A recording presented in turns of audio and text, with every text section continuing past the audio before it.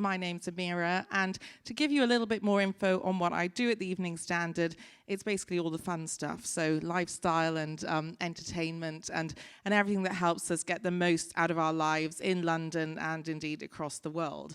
But we're here today to talk about a piece of research that we've done called Life 2.0. Before we do, I'm going to introduce you to the panel. So next to me I have Rupesh Patel, who's the Planning Insights and Evaluation Controller at Sky. We've got Pip Black, who's the co-founder of Frame. And then Ian Murray, who's the co-founder of House 51. And House 51 have been working very closely with us on this research. And then also Professor Philip Kaur, who's the Professor of Psychology and Behavioral Economics at City University. So a stellar lineup for you there. But yes, to go back to Life 2.0, I mean, this is really something that I think is intuitive. And I love the fact that, that we have the research to back up the fact that our readers are just keen to make the most out of their lives. We're short on time, often have quite a lot of cash to spend, and we want to make sure that we do it in the right way so that our lives are fulfilling and enriched. So that helps me as an editor realize that the kind of stuff that we're writing about and the information that we're giving to you guys is on point. But Ian, I'd like to ask you a little bit more about what this Life 2.0 is and how we optimize our lives. I think we're being called Optimisers, is that right? Some of us are being called Optimisers. That's one of the key points here, is that it seems to make sense that all of us want the most out of life, you know, and it's no surprise to anyone in this room that, as you've just said, our lives are getting busier, you know, we're more pressurised, but we all seem to be doing this thing which is really trying to solve a conundrum, which is we seem to have less time, but at the same time we seem to have increasingly high expectations about how rich and fulfilled our lives should be. So really the research that we conducted was kind of looking at that and saying, why don't we go and speak to Londoners, a rich, diverse range of Londoners. We spent time in their homes, we asked them about their lives, their goals, their ambitions, and really about, I suppose, how they solved this conundrum or this tension between having less time but higher expectations for what they can do with that time. So, and this is all grounded on, Philip will say more about the psychology, behavioural science angle in a minute, but our inspiration really came from work that's being done on happiness and well-being. So, for example, Paul Dolan, who's a professor at London School of Economics, published a book a few years ago, some of you may have read it, called Happiness by Design. And there's one really, really kind of, you know, very, very kind of simple principle in there that when I say it, you might think, well, no shit, really. But it's that, how do you make yourself happy in this context that we're talking about? And it's the people that are happiest are the people that pay most attention to the things that make them happy, the small things and the big things that make them happy. So Life 2.0 in terms of the research was, we're speaking to these people about their lives, and we find this group called Optimisers, who are the ones who pay more attention to the things that make them happy and are very deliberate about designing their happiness and building the things that they need.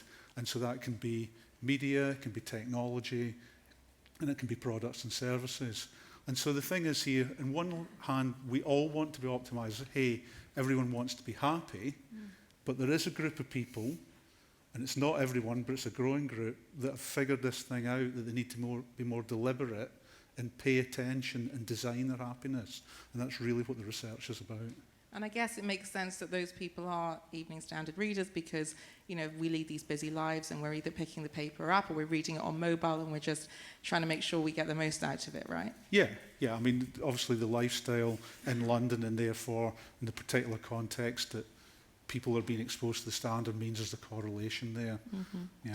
And Professor, are you seeing this on more of a macro level? Can you explain the science behind this? Yeah, well, Optimisers have always been a central part of mainstream economics, which has been concerned with maximising what economists call utility, what you and I would call happiness. So we've always tried to do that. Some people are good at that, some people aren't. But certainly in the modern world, certainly in London, the hustle and bustle of everyday life, it becomes increasingly difficult, particularly when we're overwhelmed with options and we have to make choices. And a lot of the pain that we suffer in life is how do we make those choices? I guess this is driven by two things at least. One is higher education, which increases one's aspirations, but also social media. So we've got a lot now of social comparison. We feel as if we have to conform to social norms.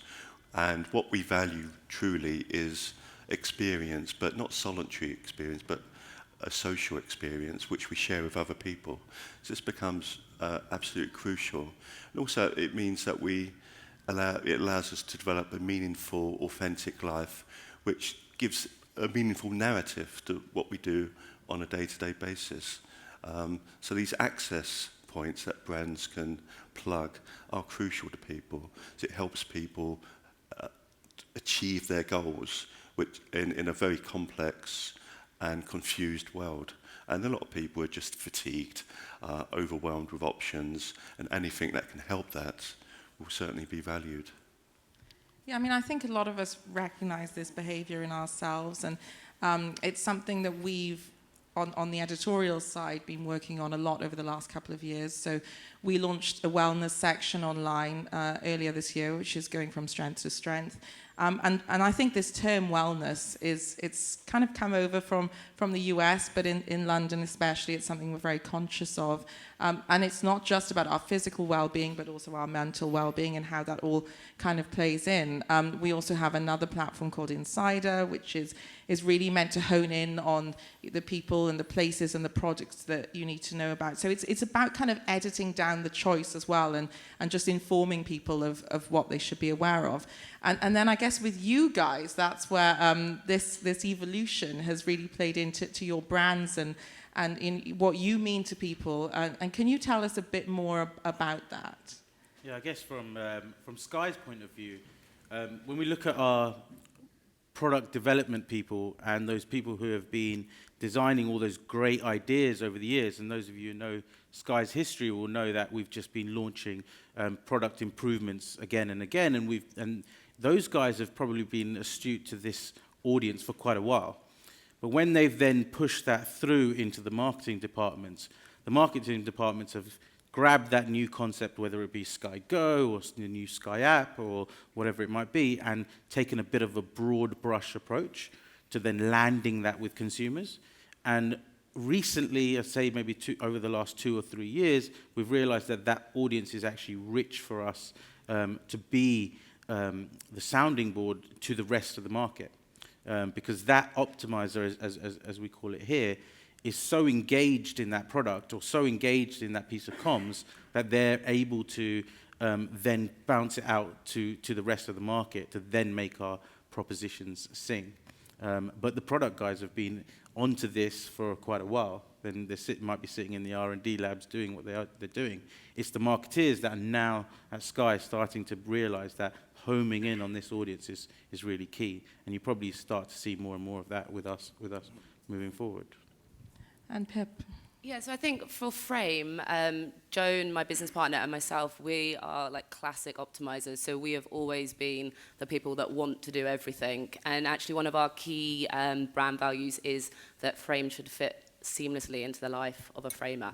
So we created our brand knowing that there were other people like us out there who wanted to exercise and squeeze it into their lives, but they didn't have 2 hours to go to the gym and fanny about and wonder what they were going to do and maybe like have a sauna, and that was no longer something that was there. So we created a sort of a suite of classes that would allow people, no matter what time of day, how much time they had, what they felt like at the time, there was always going to be an option that would suit them. So, for example, we do a lot of quickie classes, which is just 30 minutes, but they're really hard. You come in, you leave, you're ready to go and get on with your day. And the other thing that we do is we really focus on how people feel. So whereas a lot of your traditional fitness brands would always be about performance and what people look like, we've always taken it down to what people feel like. So we would signpost people to what classes they should do based on how they want to feel or how they're currently feeling. And within that, they should leave feeling in that sort of peak optimizing behavioral mode, so that then they can go on and again get on with their life and sort of fit other things into their life because they're feeling energized and they're feeling in that really sort of positive space.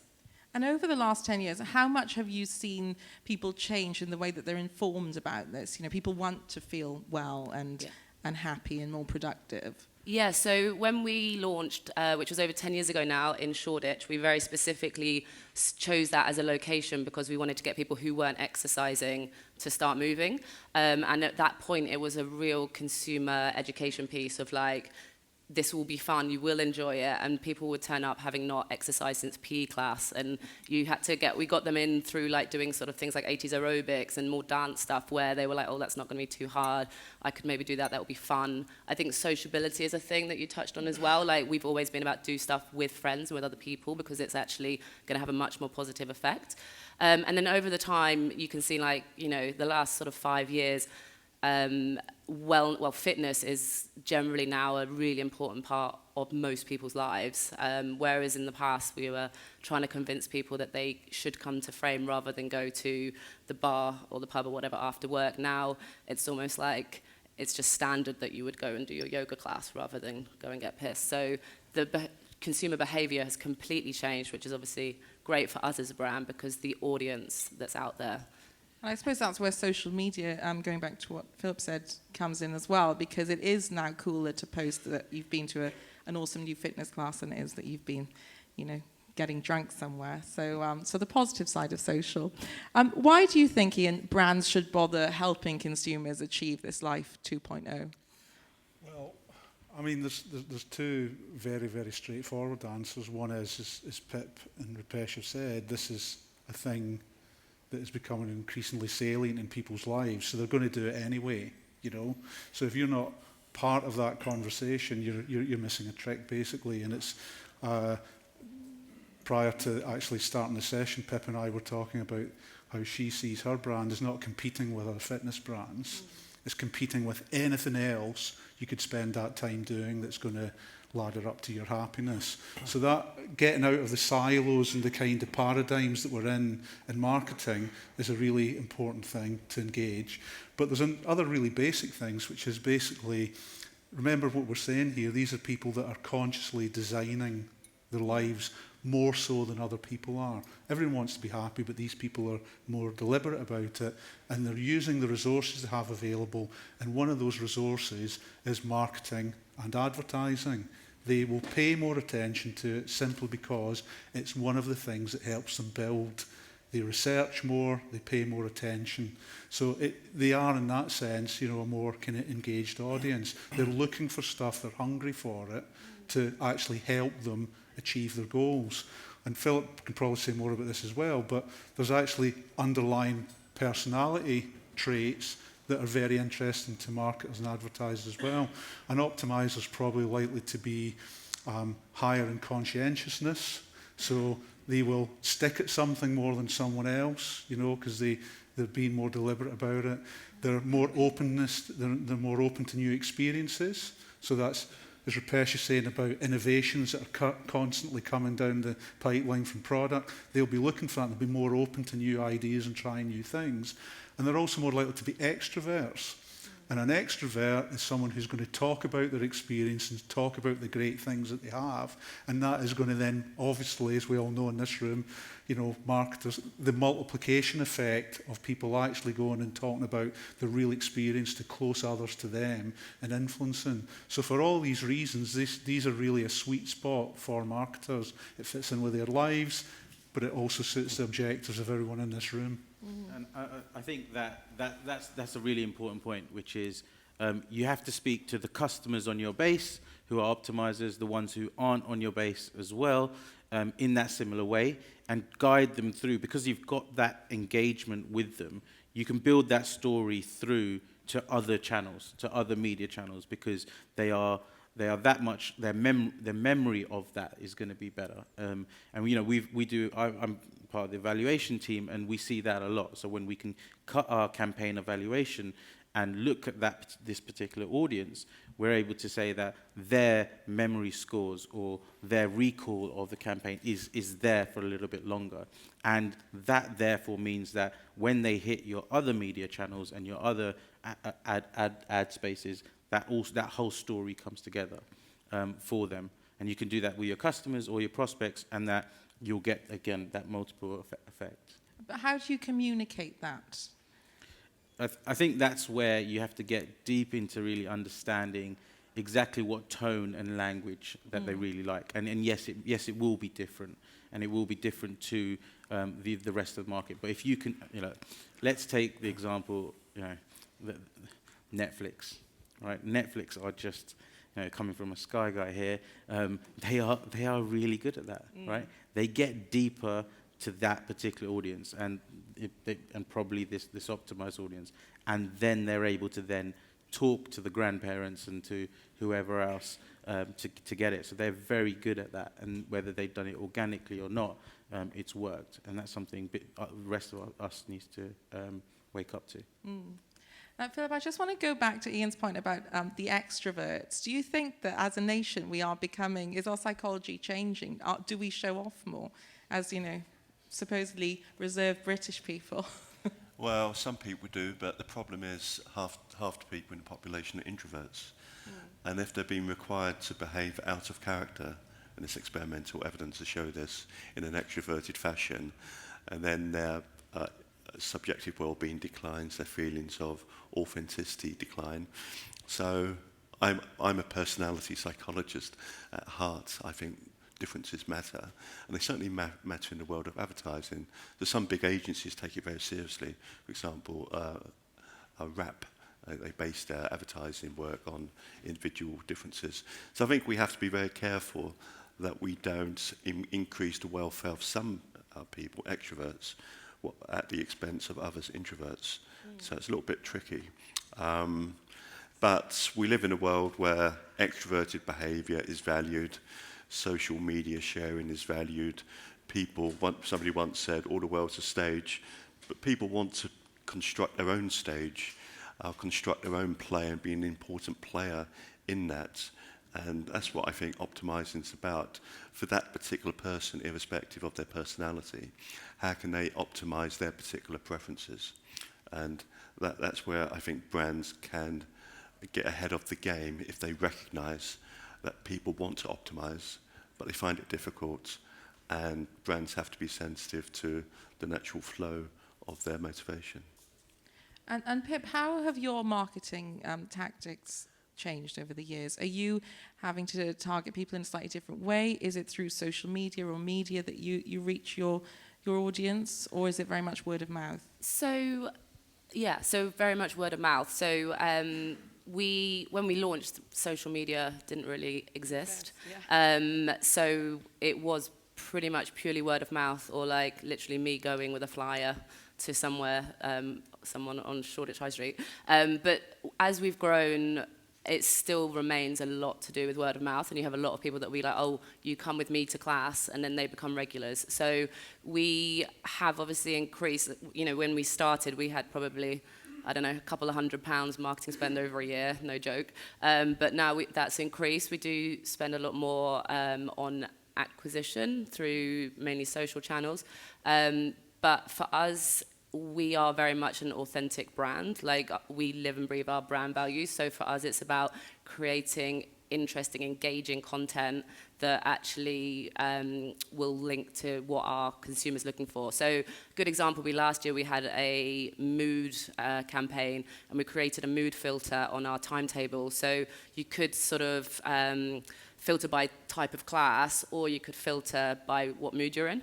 So you'd go onto the mood filter, you'd be like, oh, I'm pumped, and it would tell you what kind of classes you wanted, or you could say I'm drained, and it would, again, feed out what classes would be good for you. So that's like marketing that it's almost product-driven. It helps, obviously, sort of deliver a need, but also at the same time, then we can push that out through our channels and talk lots about mood and why it's really important to choose exercise via your mood. So kind of is very content-led for us. Yeah, and I think, that's the thing, it's about telling the story, isn't it? And not just bombarding people with that advert, but explaining why it's good for them and it's sort of healthy and fun. Yeah. So if brands do want to get involved with this optimization economy, what do you think what would be a few top tips for them? I guess that's a question for you, Ian, off the back of the research. But how would you encourage them to get involved? Well, I mean, if we sum up, the two key motivations we found in this group of optimisers that we're talking about.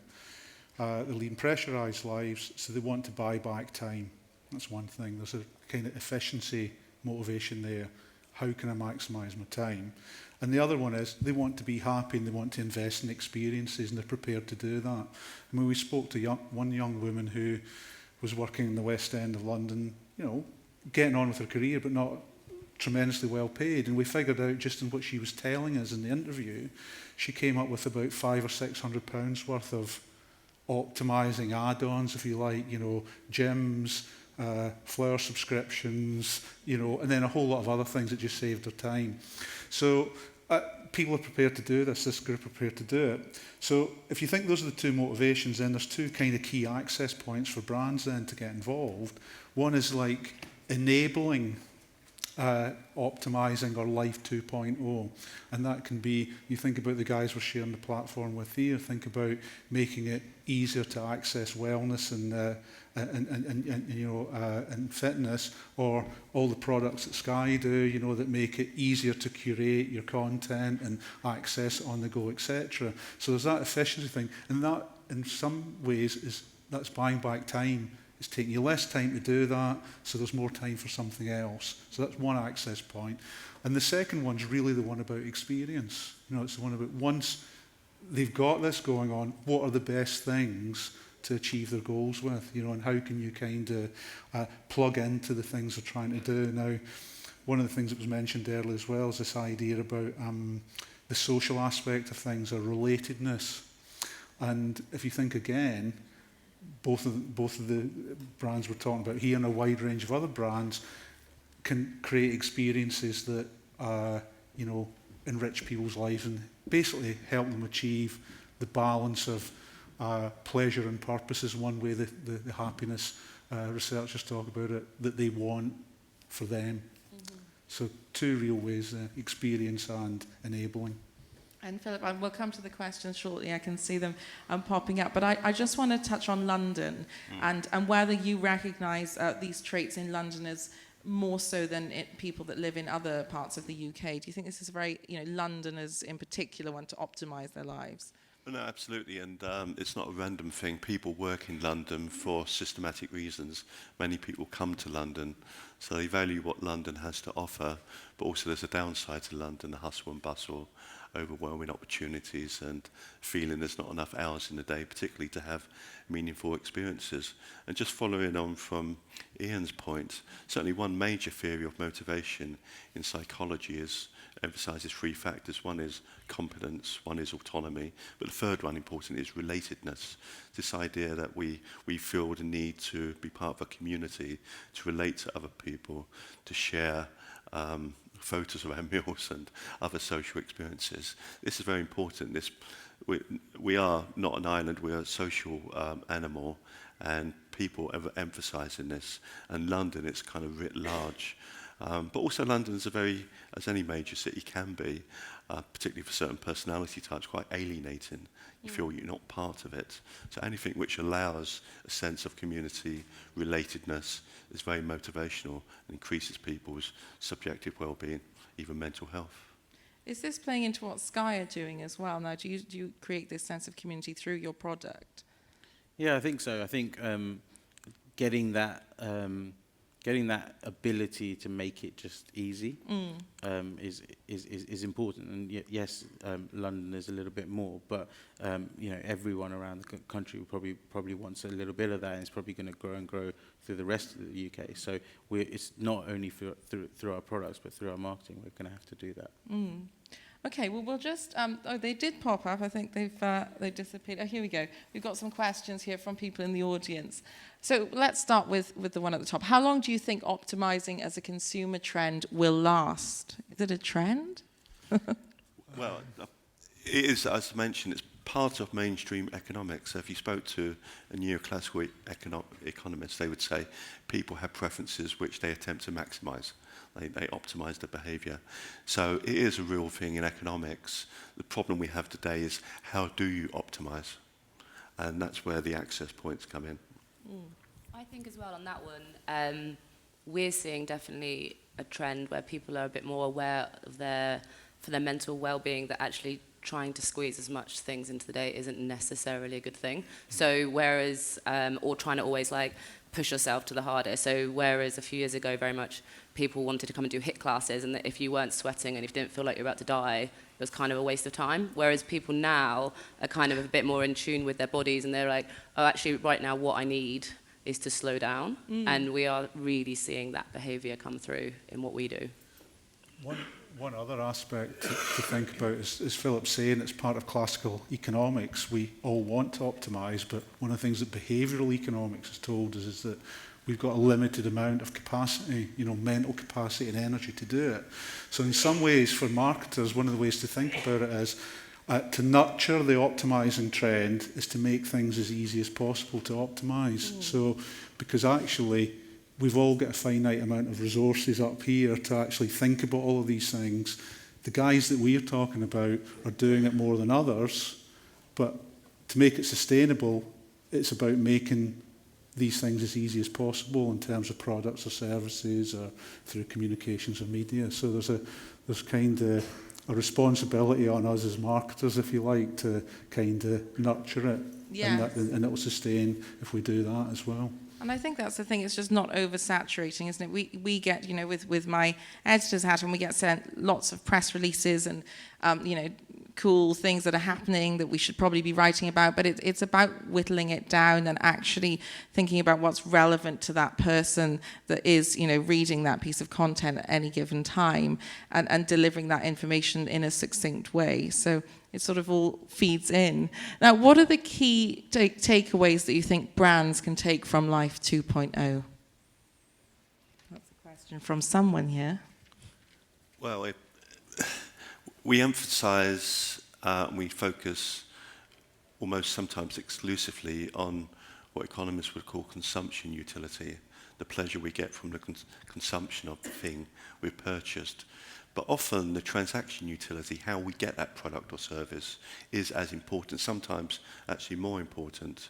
So taking the effort and the hard slog out of accessing experiences is fundamentally key in behavioural economics. Because it's pointless having a great experience if it takes a lot of effort to achieve it in the first place. Well, I was just going to say about the technology aspect there and how things are just easier and, very much available on your mobile phone these days. So I guess that's had a huge impact too. Yeah. One other thing just to build on there is about the experiences we're talking about aren't necessarily the big experiences. A lot of this is actually small, rather mundane, everyday things that can make us happy. One of the other things we like in our lives that make us happy is pattern and regularity. So building routine in, and this can be creating milestones through the content that you enjoy, or through exercise or whatever. So these don't all have to. Sometimes we talk about the experience economy. We think of the lifetime trip to climb Mount Everest or something like that. It's actually a lot of the stuff is like day-to-day small things that you can look forward to or structure your life as well. So I think for brands, one of the things to think about this. It's not always has to be big event stuff. It can be small experiences can actually ladder up to, quite a big deal in terms of your well-being and your happiness. If I could just follow up on that, it seems that big experiences like a holiday of a lifetime is a good thing, but actually it can set you up for disappointment and frustration when you come back home. And people want small things on a daily basis, not a big thing on a lifetime basis. It's very important. And in neuroscience terms, this is kind of a micro reward which tells the person things are going well in your life. And when you chain these little things together, you have a meaningful life. So these small things aren't small, in fact. They're pretty big things, psychologically speaking, in people's lives. I'd be interested to know from your perspective, I guess, Pip, that's kind of what you were saying about, just people factoring in stuff that is important during that small slot that they have, but it could just be taking it easy for half an hour, and that's a really positive thing for their mindset. But right? I think we have definitely, when you see customers that have benefited the most from Frame, and I'm sure for other similar kind of brands that offer fitness, then for us, the people that get the most out of it are the ones that come regularly. So it doesn't have to be every day, but if they're coming once a week, and they always come once a week, they stay with us, so our lifetime value from that customer becomes so much higher. So for us, we have never taken that approach of, you know, come 3 times a week for 4 weeks and change from looking like this to looking like this. It's not about transformation, because at the end of that 12 weeks, when you say freaking bored of exercising, you're going to like fall off the cliff and go back to the pub. So for us, it's about the small wins and keeping it regular and getting them to just do, you know, stuff that does fit into their life and that doesn't feel like a chore and it's not difficult, and then you're much more likely to keep them. Sorry, to add to that, in terms of also the comms that you're developing, right? You can't have, you know, it's Sky costs this plus this plus this here, and you can't complicate it, and that's really important to talk to this audience as well. Making that comms as simple as you possibly can. Sky costs £22, right? If that engagement, because it's simple, they can then flip the page and move on to whatever they want to. They can then take that information in and move on to the website or whatever and get all that detail afterwards. So just addressing that need in the way that you articulate that in your comms is important. But also in terms of building up that loyalty to your brand, you know, you mentioned Netflix, and I guess how they're very good at engaging their consumer and, you know, taking it up to their sort of the grandparents level as well. Is that something that, you know, how do you build this loyalty into what you're doing? I think it's loyalty in the engagement of your comms first as well. That's an important side of things, which is I've read that campaign, or I've seen that campaign. It was simple. I understood it. I took it in. Therefore, the next time when I see or come across that piece of comms, I'm also going to be engaged. So it's loyalty in your story, and also loyalty in your products and your propositions. So whether it's download your show and you can watch it on the go, or whether it's while you're watching a box set, you can the next one will come up straight away. You know, that ease and simplicity is just something that they'll miss if they're not with your brand. Mm-hmm. And I think, again, for us, this is why this piece of research in particular is so fascinating to me. You know, it's making sure that you're delivering this information that is relevant, and I think then naturally you build up a sense of loyalty because people feel like you're writing for them, you know, you're reporting for them. Okay, so to go back to the board, how do you identify optimizers with, it's just up there, using customer data? Sounds like me, doesn't it? Yeah, it sounds like a you question. Yeah. Well, I mean, one of the things, it's a great, I'm actually really pleased this has been asked, because when we talk about, and at House 51, everything we do has got something to do with psychology, behavioural economics, any of these terms. But people think that's, you know, really high-end experimentation or neuroscience or things like that. The characteristics we're identifying here have been done with actually kind of boring old surveys and getting into people's houses and observing them leading their lives. So actually quite classic kind of techniques of research. And the thing that makes it different is actually using frameworks adapted from, you know, the academic research that allow us to identify these behaviours, but, you know, translate them into a kind of you know, accessible way to do them in kind of marketing research rather than, you know, specialised academic research. So the work that we're talking about here is a combination of research surveys and ethnographic observational research. And the thing that allows us to identify the groups is the frameworks and the paradigms we use then after that. So it's a combination of understanding personality psychology, motivational things. Philip referenced there a theory, he didn't actually call it by name, called self-determination theory, that says there's 3 aspects to, you know, happiness, and building all these in, and then people just simply tell us about their lives, and then we identify the groups that way. So it's not necessarily, you know, really high-end experimental stuff to do it. It's translating this incredibly rich body of, you know, scholarship that's out there into the everyday stuff that we do. Mm-hmm. I think we've got time for one more question, just optimizing here.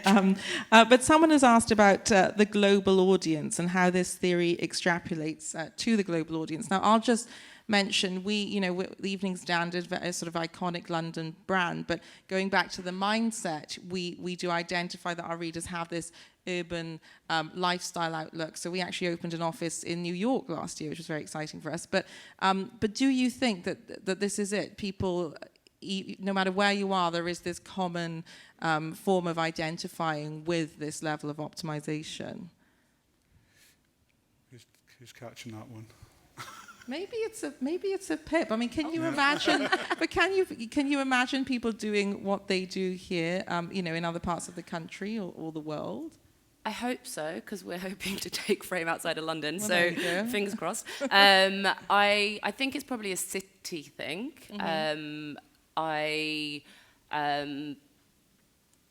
From like personal experience and people I know that do live more like rurally, they tend to be more relaxed and happy to do less with their time, which sometimes I'm a bit jealous of, to be honest. But I think for if you went to New York, if you went to Sydney, if you went to Berlin, Paris, I think you're going to find definitely people acting in a similar way. But then obviously you have to take the cultural influences and stuff into that as well. So I'm a real true believer that if you take a brand to another city, you have to take into consideration what that audience is and how they think, because I've seen so many, and actually in the fitness industry, we've seen a lot of American brands come in who are huge in America, and they come over here and it just does not translate. And I think that's why we've worked, is because we are Londoners and we've always talked to people like they're our friends, and like they get it, they get our stupid jokes and stuff because, that's the way that they talk, whereas I don't know if New Yorkers would get us. You could educate them. Exactly.